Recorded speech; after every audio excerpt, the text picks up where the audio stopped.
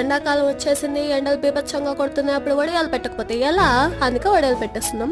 ఇంకా ప్రాసెస్ లోకి వెళ్ళిపోతే ఒక గిన్నెలో 6 గ్లాసెస్ ఆఫ్ వాటర్ యాడ్ చేసుకోండి. దానికి కూసంతసేపు నానబెట్టేసుకున్న 2 టేబుల్ స్పూన్స్ ఆఫ్ సగ్గుబియ్యం ని యాడ్ చేసేసుకోండి. దీన్ని ఒక లిడ్ తో క్లోజ్ చేసి మరగనిచ్చేయండి. అంతా మనకి గ్యాప్ లో మన టైం అసలు ప్రీషియస్ వేస్ట్ అవ్వకూడదు కదా, అందుకే తగినంత మిర్చి, తగినంత ఉప్పు మిక్సీ వేసుకొని ఉంచుకోండి. ఆ తర్వాత ఒక బౌల్లో 1 గ్లాస్ వాటర్, 1 గ్లాస్ బియ్యం పిండి యాడ్ చేసుకుని ఉండలు లేకుండా నా ఫేస్ లో సాఫ్ట్ గా కలిపేసుకోండి.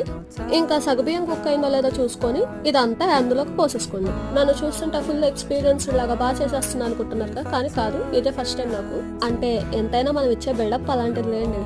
ఇంకా కాసేపు పొగడతలు పక్కన పెడితే ఇందాక మనం పేస్ట్ చేసుకున్న మిర్చిని బాగా కలిపేసుకొని పూసంత మిల్క్ కూడా యాడ్ చేసేసుకోండి తెల్లగా రావడం కోసం.